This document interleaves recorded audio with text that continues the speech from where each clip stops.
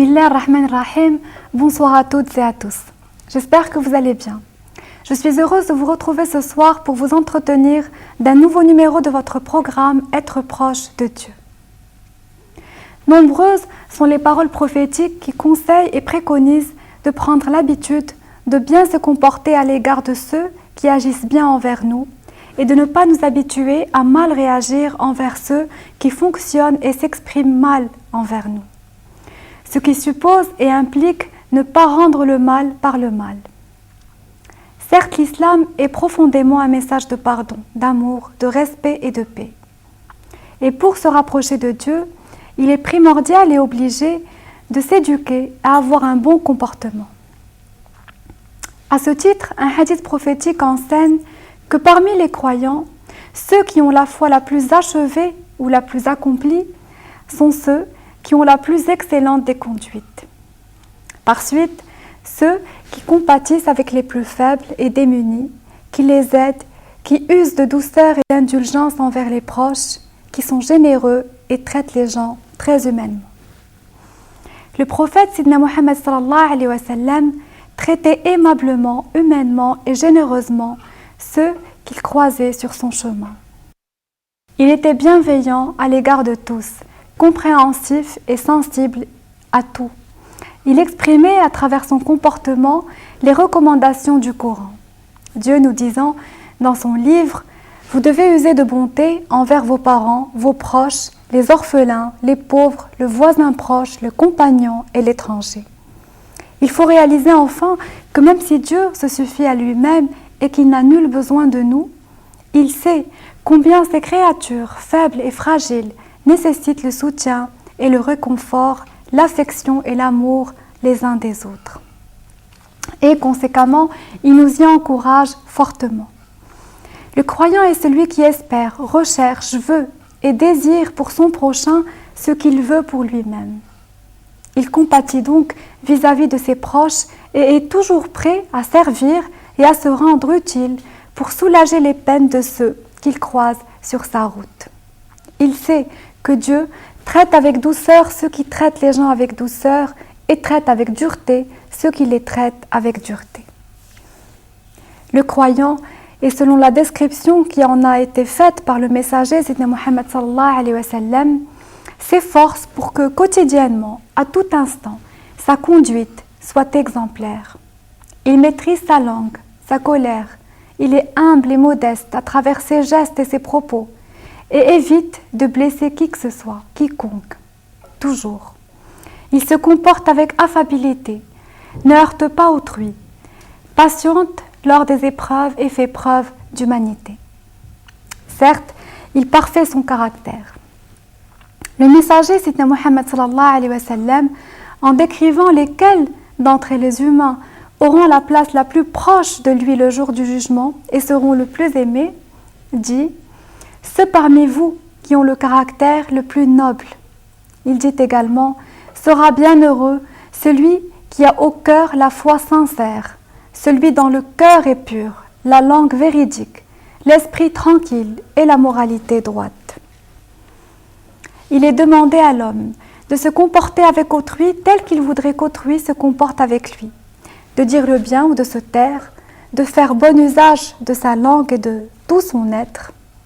Et à ce propos, Dieu révéla à Adam ces magnifiques et merveilleuses paroles que je vous propose de bien retenir. Il lui dit « 4 choses contiennent tout ce qui est bon pour toi et ta progéniture. Une est pour moi, une est pour toi, une est entre toi et moi, et une entre toi et mes serviteurs. Ce qui est pour moi, c'est que tu m'adores et que tu ne m'associes personne.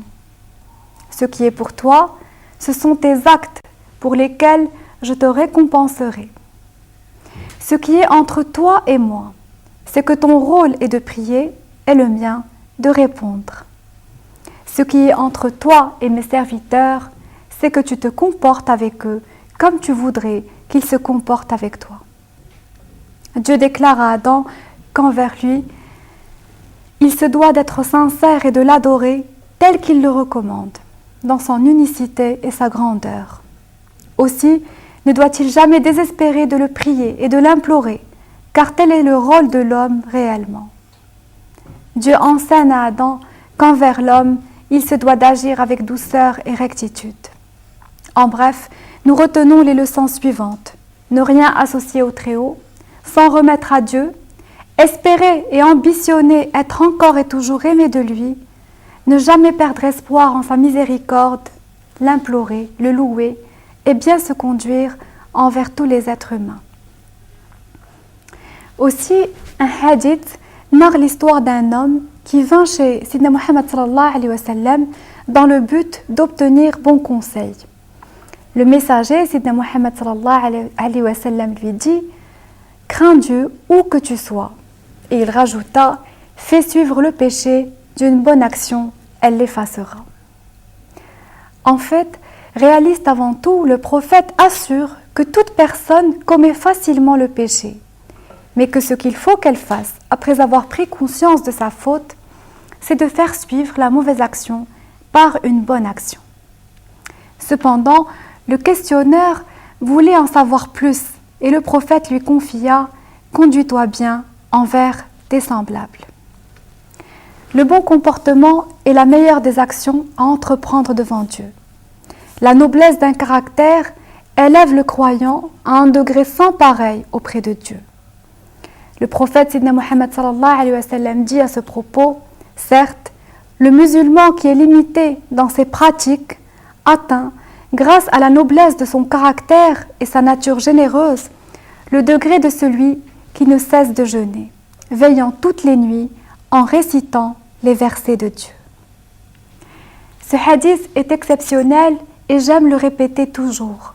En effet, Dieu promet de récompenser tout musulman qui serait réduit dans ses pratiques cultuelles, mais qui aurait un excellent caractère en lui octroyant les compensations et les gratifications de ceux qui jeûnent chaque jour et prient tout le long de la nuit. Ce hadith en dit beaucoup sur ce que nous devons privilégier en tant que musulmans. Il est clair que notre comportement est la clé. Le bon comportement concède l'amour des mortels qui ne peuvent qu'aimer ceux qui se conduisent de manière bienveillante envers eux et permet, de plus, de continuer à être aimé de l'Éternel. Dieu recommande et enseigne à travers ses envoyés l'amour du prochain. Le message coranique et prophétique encourage les gens, du plus jeune au plus âgé, à aimer, à avoir un abord agréable et à être affable et attentionné à l'égard de l'autre. D'après Anas ibn Malik, le prophète Sidna Muhammad sallallahu alayhi wa sallam déclara que chaque fois qu'un jeune respectera une personne âgée en vertu de son âge avancé, Dieu lui enverra quelqu'un pour l'honorer dans sa vieillesse. Toutes ces recommandations et suggestions sont destinées aux femmes et aux hommes qui savent que la réussite se gagne à travers des efforts constants sur soi, outre la prise de conscience forte des enseignements de Dieu et leur application sérieuse et dévouée. Sur ces rappels se termine l'émission de ce soir. Je vous remercie de votre agréable présence et dans l'attente de vous retrouver très bientôt, Inch'Allah, prenez soin de vous. Et très bonne fin de soirée sur As-Sadisa. Assalamu alaikum wa rahmatullahi wa ta'ala wa barakatuh.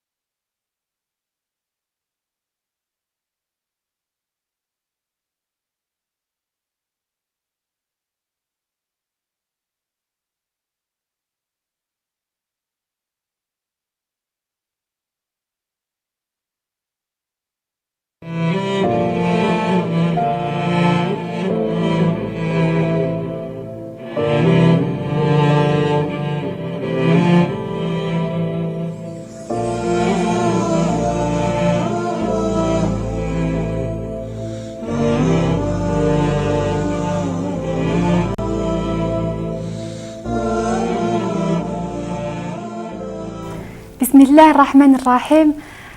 Bonsoir à toutes et à tous. J'espère que vous allez bien. Je suis ravie de vous retrouver ce soir pour une nouvelle émission de votre programme Être proche de Dieu. En islam, la foi est intimement liée au caractère d'une personne. Il est obligé que le caractère du croyant soit bon. Le prophète, Sidna Muhammad sallallahu alayhi wa sallam, enseigna que ceux qui ont la foi la plus complète sont ceux qui ont un bon caractère.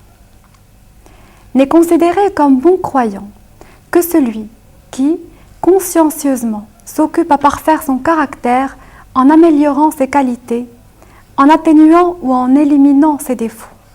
Néanmoins, le message est souvent autre. On nous parle bien plus de pratiques cultuelles que de conduite et de comportement. Souvent, on insiste sur la façon de se prosterner au détriment de la manière de se comporter envers autrui. On donne parfois beaucoup trop d'importance à certaines prières surérogatoires parmi tant d'autres activités et on omet volontairement ou non de mettre l'accent sur ce qui est essentiel, primordial, crucial et indispensable en islam, c'est-à-dire avoir un bon caractère. Pour le messager, Sidna Muhammad sallallahu alayhi wa sallam, le fait d'avoir bon caractère indique que nous sommes sur la voie du bien. Il dit dans l'un de ses hadiths, le bien et le bon caractère. Les suites de ce hadith sont d'envergure puisqu'il incite directement les individus à se prémunir de qualités comportementales fondamentales pour tous ceux qui sont à la recherche de la voie qui rapproche de Dieu. Le prophète Sidna Muhammad sallallahu alayhi wa sallam affirme d'ailleurs lui-même avoir été envoyé pour accomplir la mission d'améliorer les comportements humains. Il dit à ce sujet, d'après l'imam al-Bukhari, « Je suis envoyé pour parfaire les nobles caractères ».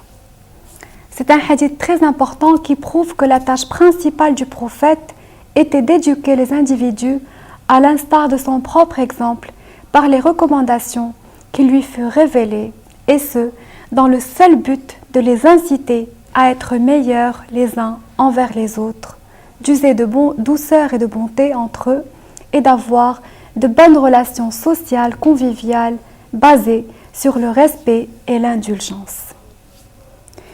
Pour certaines personnes, avoir un bon caractère nécessite de leur part une énorme volonté, un réel jihad, tant ils se sont habitués à s'emporter facilement et en tout. Mais Dieu est le juste, et ce qui compte n'est pas uniquement et simplement le résultat, mais principalement le travail fourni pour y parvenir. Ce qui est donc demandé à ceux qui croient, c'est de multiplier les efforts afin d'éviter un mauvais comportement, faire de leur mieux pour se maîtriser à l'instant où ils sentiraient la colère les dominer, car Dieu aide ceux qui s'efforcent dans sa voie. Celui qui se maîtrise et qui se retient se protège. En adoptant une attitude pacifique, il évite d'avoir à justifier par la suite son comportement. Comme le dit l'imam Ali, gendre et cousin du prophète, pouvoir se passer de faire des excuses est encore plus digne que d'en présenter de sincères. En effet, pour bien agir à l'égard d'autrui, il faut tout simplement appliquer au quotidien un certain nombre de règles du savoir-vivre. Il ne s'agit pas non plus de se priver de la liberté d'agir à sa guise, mais d'adopter un comportement responsable et de respecter ses devoirs et obligations vis-à-vis de l'autre par notre manière d'agir. Il serait dommage de laisser libre cours à sa langue ou encore à ses mains sans aucune retenue. Il faut lutter contre ses propres faiblesses, défaillances, ses vices et ses fautes. Lutter contre ses propres tentations, ses envies contraires à ce qui nous a été prescrit et enseigné. D'autant plus que les recommandations prophétiques ont pour unique but de nous faciliter la vie entre nous. Elles sont miséricorde pour nous tous.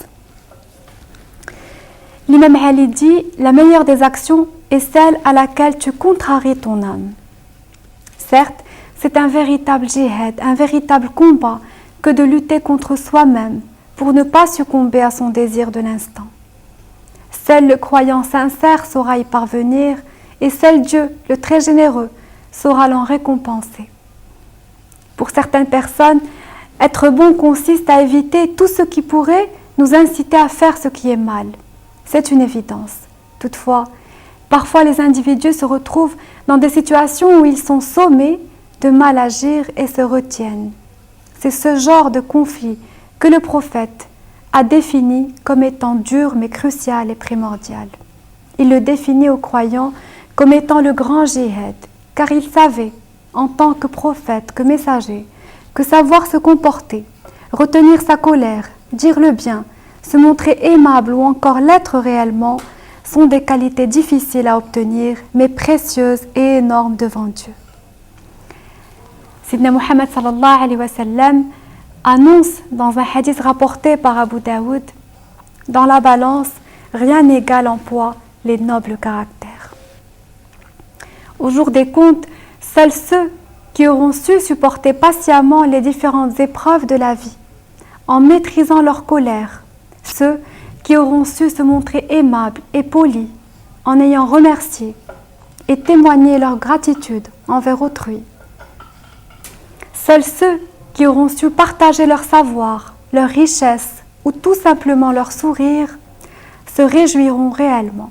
Dieu a ordonné la bienfaisance, la générosité et la bonté dans notre comportement, dans toutes sortes de situations, que ce soit dans la pratique de notre propre religion, qu'à l'égard de nos proches, amis ou envers autrui, ou dans toutes nos discussions. Dieu, nous rapporte-t-on dans un hadith, a ordonné la bienfaisance en toutes choses. Dans les versets coraniques, toutes sortes de situations est considérée. Dans la sourate Le voyage nocturne, verset 53, le Très-Haut nous avertit. Dis à mes adorateurs de parler de la plus belle sorte, car Satan met entre eux la discorde. Satan est à l'homme ennemi déclaré. Dieu nous demande d'user de bonté dans nos propos. Il nous prévient contre toute attitude qui provoquerait une situation désagréable pour nous. Et le prophète Sidna Muhammad sallallahu alayhi wa sallam a fait des recommandations même à propos de l'intonation de notre voix, dans le but de ne pas heurter nos auditeurs ou encore de les blesser. On nous rapporte qu'une fois Sidna Muhammad sallallahu alayhi wa sallam fut mis à l'épreuve. Face à lui, un certain Atba proférait des paroles peu respectueuses. Il proposa au prophète de l'argent pour mettre fin à sa mission. Il lui proposa le pouvoir, puis finit par lui demander